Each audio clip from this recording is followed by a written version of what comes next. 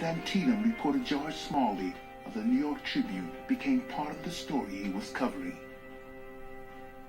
At a certain point in the battle, Smalley found himself out on his horse next to General Hooker. All of Hooker's staff had disappeared. Hooker turned to him and said, who are you? What are you doing out here? And he said, I'm George Smalley, sir, with the New York Tribune. He said, well, will you carry a message for me? And Smalley spent the day running through the lines on his horse and was very, very heroic. In all the experiences which I had of war, I never saw the most experienced and veteran soldier exhibit more tranquil fortitude and unshaken valor than was exhibited by that young man, General Joseph Hooker, 1862.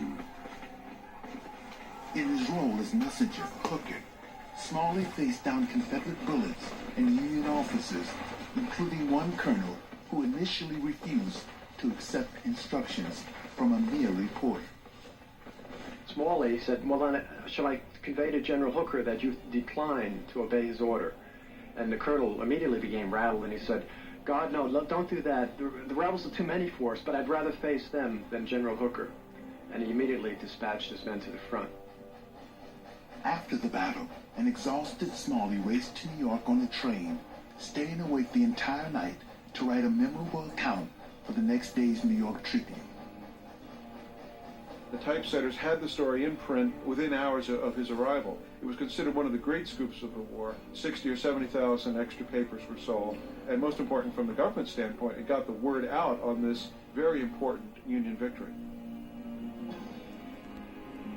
Battlefield of Sharpsburg, Wednesday evening, September 17, 1862.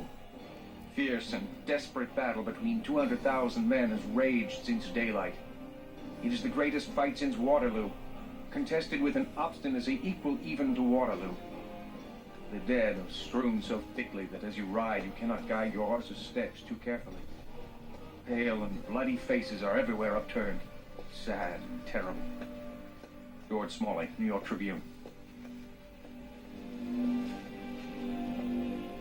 Just 10 months after Antietam,